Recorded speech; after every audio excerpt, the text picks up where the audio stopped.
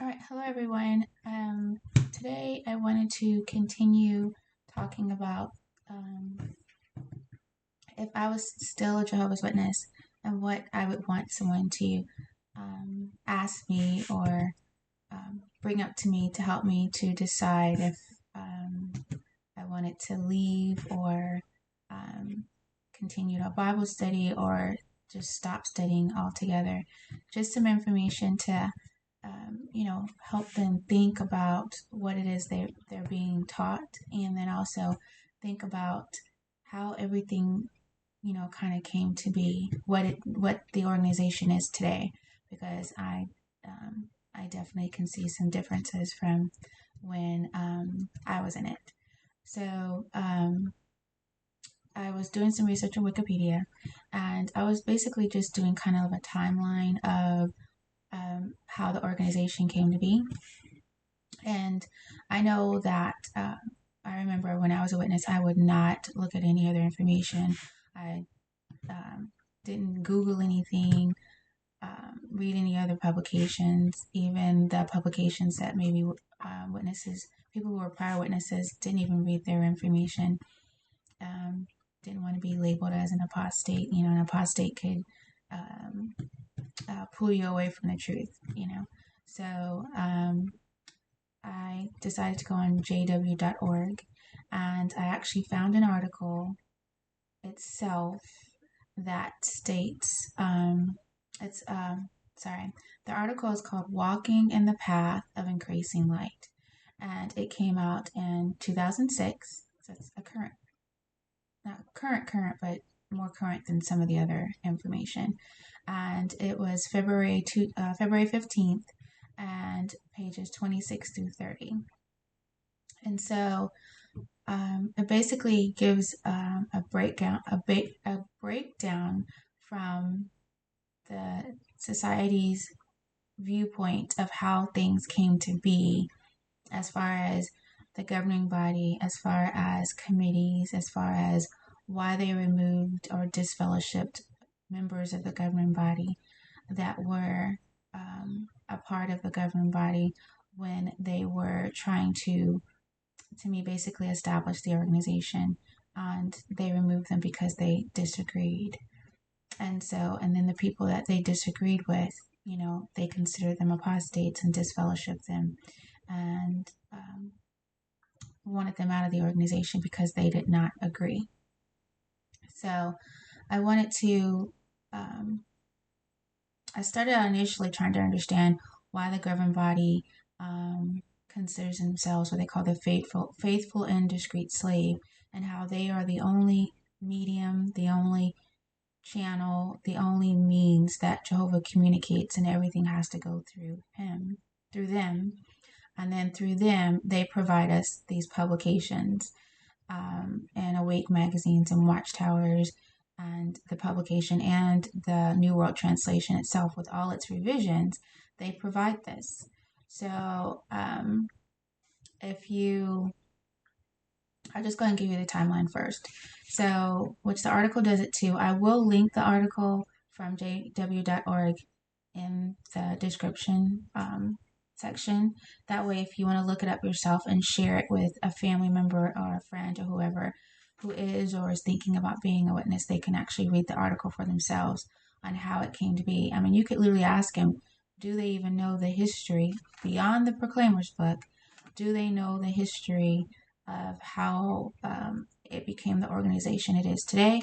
And also, and if they would look beyond the organization, then look possibly on Wikipedia. Wikipedia has been really great about citing other books and other documentations from, a non-biased source. So, but with the timeline, so in 1884, from 1884 basically to 1944, they had a president and a board of directors. So it was basically, a corporate organization. And the president and the board of directors were all in control of doctrines, publications, and all activities as far as members were concerned. Now, the board of directors did not agree in 1917, the board of directors did not agree with doctrines. And so they actually removed the editorial committee. And so, the editorial committees are those who work on the doctrines. So they didn't agree with what was being put out. So they dismissed them. And then in 1943, this is when they start describing themselves as a legal governing body of the anointed Jehovah's Witnesses. Up until that time, they were always elected. So before there was electoral, there would be votes, and they would decide who was part of the they didn't call it the governing body back then, but the board of directors. Then after that, starting in 1944, then only the governing body would elect elders, and they were elected based on being anointed. So if the governing body approached Jehovah and was received with inspiration that this person's supposed to be an anointed member of the governing body, then that's how that worked. So so there were 11 members. At first it was 7, and then there was 7 when they called themselves the faithful and discreet slave, and then it got bumped up to 11 because there again was a disagreement, and I think it was Franz, he left, and they called it a purge. So there was like a purge of members, and members were disfellowshipped and let go, and then they found the members that agreed with everything that they were saying, and then those men became the 11, which made up 11 governed body. Is it governing body? I don't know why I messed up the word, but governing body. So the governing body, when they got together, which they said wasn't very often, they had an annual meeting that's once a year, which I was surprised to hear that. You would think that if they were putting out publications and deciding on what's going to be in these publications, they would definitely get together more often than that. And then they said after they decided to become the governing body, they did get together more often, but their meetings weren't very long. Like literally, they said sometimes it would just be minutes, and then they would go on to other things. But all the way up until 1971, the president and the vice president were the only ones that were in charge of the literature, what was put in the literature and what was sent out. So the other with 9 members, they would come together just to talk about the purchase of property and the purchase of new equipment. So they were kind of like the finance part of it, because there was a Secretary of Treasury, which I didn't know that, but so that's what the other members were doing. They were literally, up until 1971, from 1884 to 1971, it was being ran like a corporation, in my opinion. It was being ran like a corporation. They had a president, board of directors, they had committees, and all these committees were assigned tasks. As the organization grew, they created all these different positions, and these different positions were forced elected, then eventually, because they weren't agreeing upon things, because it said they only had to have 2/3 in agreement. So not even everyone needed to agree on what was being put out, as long as there was a majority, but not complete agreement. So even within the organization itself, they disagreed with what things were being put out. So, but in 1971, this is when that's what I just said too, about the fact that they did not consult anyone else. And then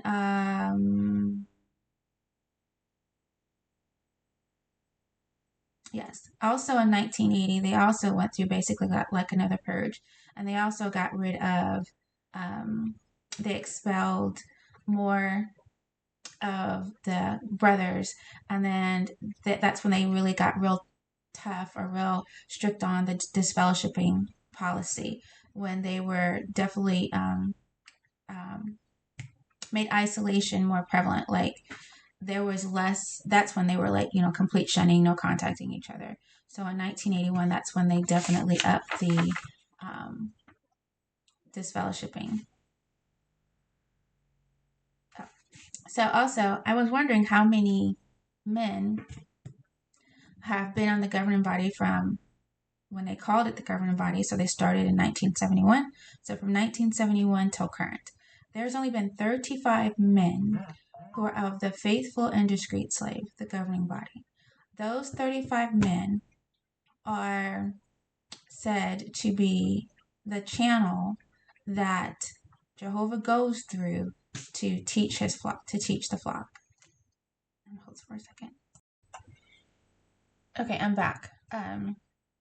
So I was wondering why there's so few. There's only 35 out of all these years, and the fact that they're faithful and discreet slave, and also governing body. And the reason being is they say that they are anointed, right? So they are chosen, right? And that the information is spoken from Jehovah to them, and then they are to relay it to us. So that to me is someone who considers themselves a prophet. But when you look at their material, if you ask, do Jehovah's Witnesses consider themselves prophets? It will say no. And then they have articles on true prophets and false prophets, right? So that's a contradiction, because what they are doing they are prophesying. They are giving out a warning and giving out a warning for Armageddon, and then saying that they are being inspired, prophetically inspired, to make decisions for others, and then what material should be put out and how people should conduct themselves so they can survive through Armageddon.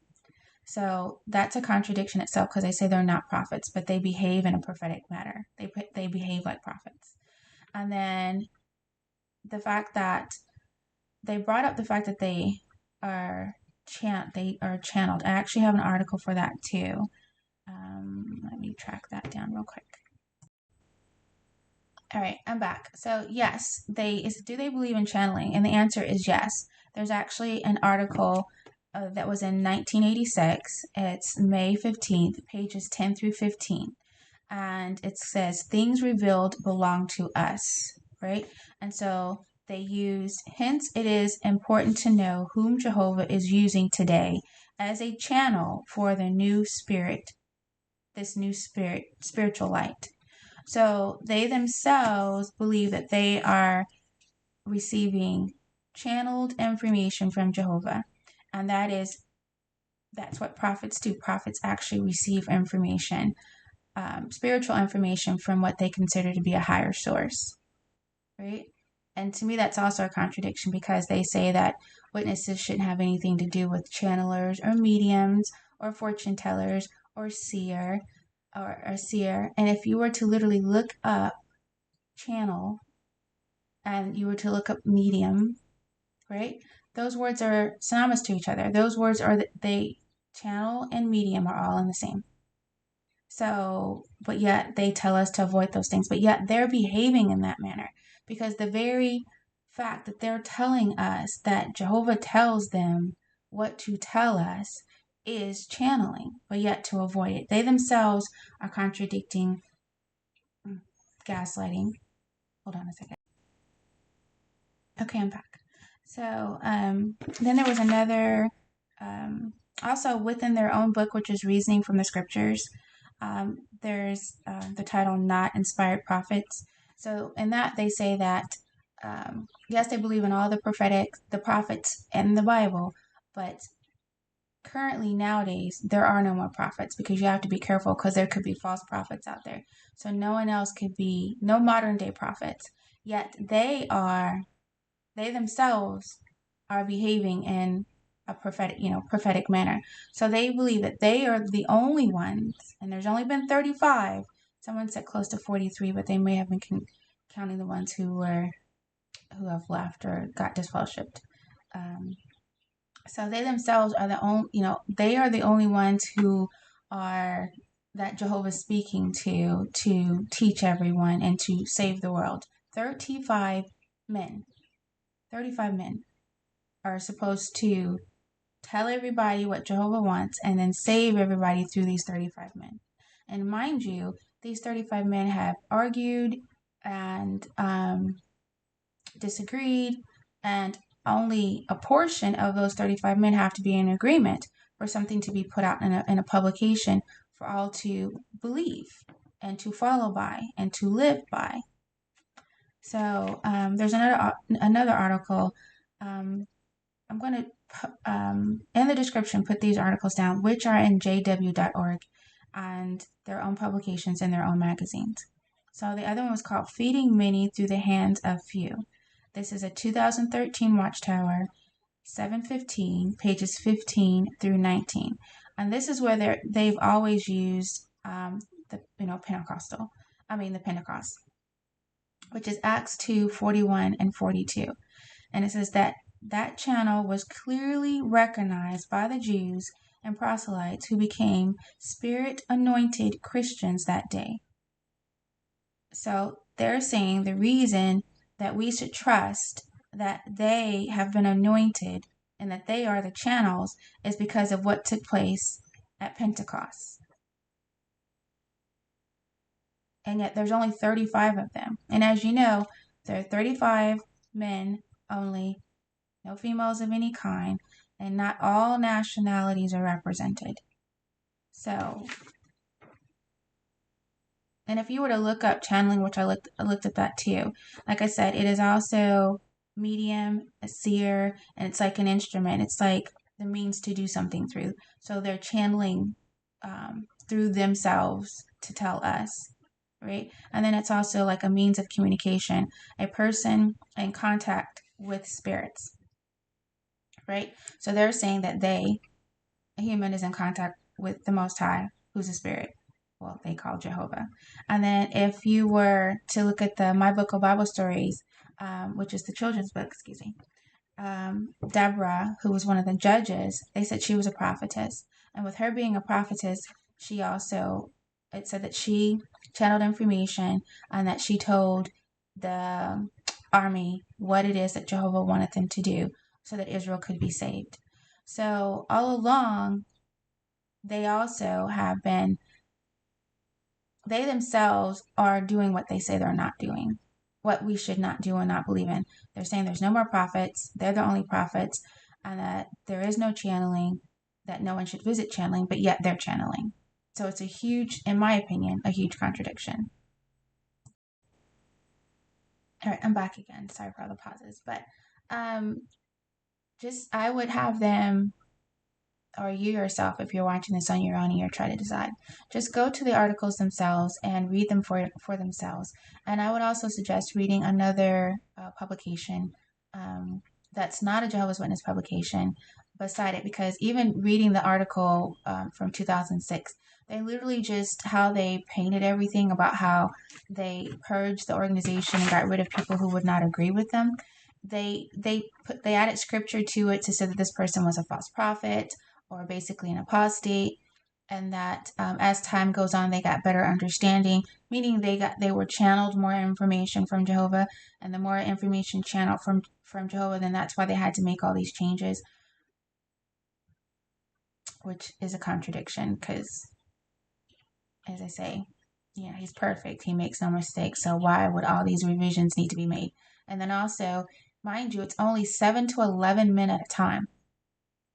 The 35 men was over from 1971 to current. So, I said that wrong. 1917 till current. But 1884 is before they became the governing body. So from 1884 to current, it's only been 35 men. And mind you, going back to how I feel like they created their paradise on earth, it's because none of them had a job. None of them were working. Because it said in the article too, that all their expenses were paid for. They had food, they had clothing, they had medical care, so medical insurance, and they had a stipend. So if they had travel expenses, so they were fully 1,000% taken care of. All their needs were met, and these were part of the governing body until death, or until they voluntarily decided to leave, or if they were disfellowshipped or removed from their position. Other than that, their needs were met forever. Everything they needed was taken care of. So I just thought that was interesting, and I thought, take the time to at least look at what you belong to. What does this organization believe? How did it get started? Who started it? How is it still ran today? Who's in charge today? Who's putting this information out today? And does it make sense? And is it contradicting? Because it definitely is contradicting, because a prophet is a prophet, period. But to say others are false prophet because you don't want your members to even listen to what anyone else has to say, right? And to say that, oh, you'll fall away if you listen to someone else, is brainwashing. So again, share this information with a friend or a family, or, watch it yourself. All right. Thank you for watching.